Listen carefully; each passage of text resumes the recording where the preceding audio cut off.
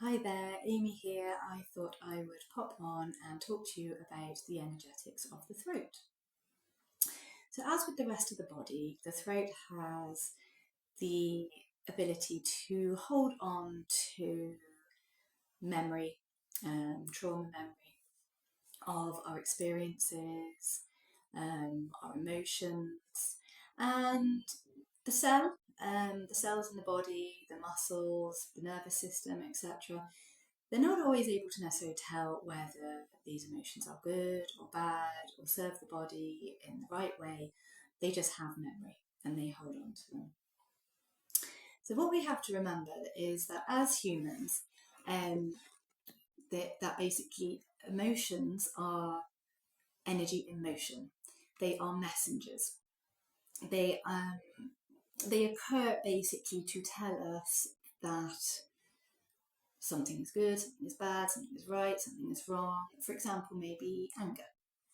That's just a quick one to use as an example. So anger is like that flash of almost burning energy that like, sort of moves through us, and we can often feel it in our gut. And ooh, anger is generally an emotion that comes in to tell us that something is not right, that something is unjust, that an injustice has occurred, that boundaries have been crossed.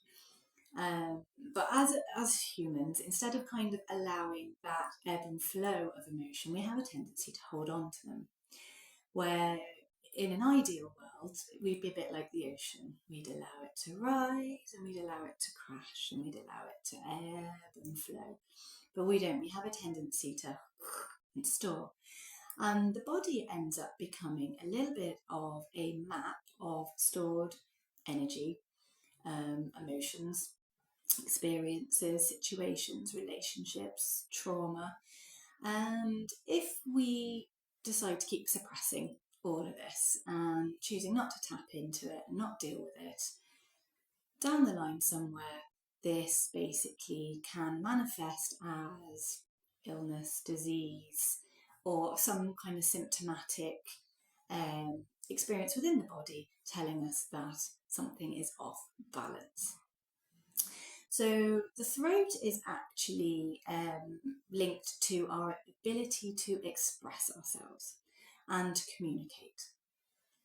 Within the kind of energy world, you may have heard of chakras.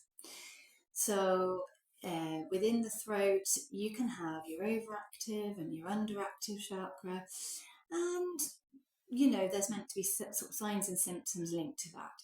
So, for example, an overactive throat chakra may manifest as somebody this is very loud and has to be heard and can be quite maybe boastful and judgmental. They might be somebody that likes to be dominant, somebody that has to be kind of centre of attention, somebody that needs their opinion to be kind of the only one that counts, the only one that matters, somebody that can be quite bossy, uh, somebody that can be quite prejudiced, somebody that maybe talks without kind of any accountability or ownness, maybe intentionally or unintentionally being kind of maybe a bit cruel and unkind. On the other hand, you have your underactive kind of chakra energy, which is kind of a quiet voice, very timid, doesn't want to be heard or is afraid to speak up because they've either been invalidated or unseen or unheard. And so they just kind of keep it low. And the voice might be smaller. They may be people pleasers. They may be afraid to put boundaries in place because, through fear of upsetting the apple cart, for kind of breaking down peaceful walls. You kind of get the idea. So, for just a moment, I would like you to pause and consider maybe times when you were a child, a teen, a young adult, depending kind of where you are in your stage of life. We're just going to consider a few scenarios. I would like you to maybe think about a time when you felt that your voice went unheard, that you maybe you spoke up and yet you were just invalidated. You were unseen, you were unheard, and how that felt within the body.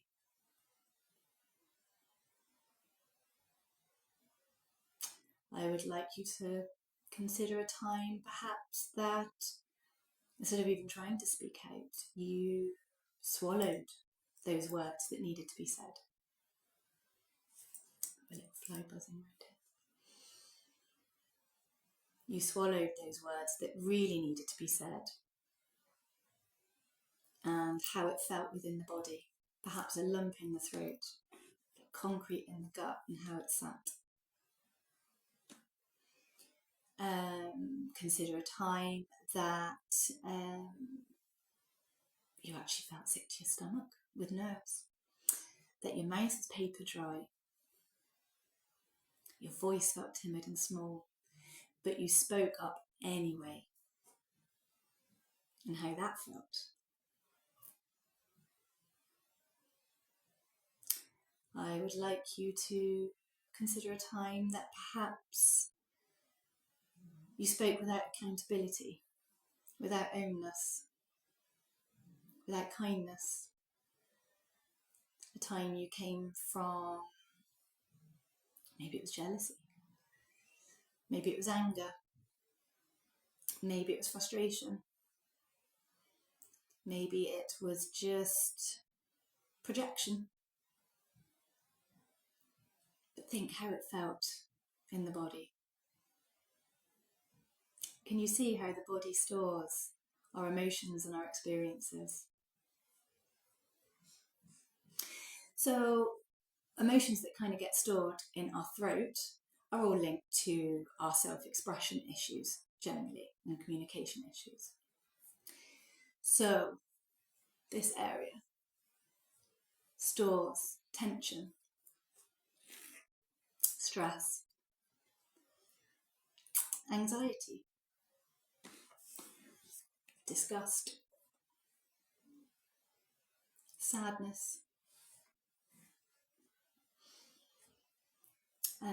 our inability to speak our feelings. I suppose an ability to speak our feelings in safety. Our ability or inability to speak with kindness. The throat also stores emotions and feelings around lack of nurturing, lack of trust.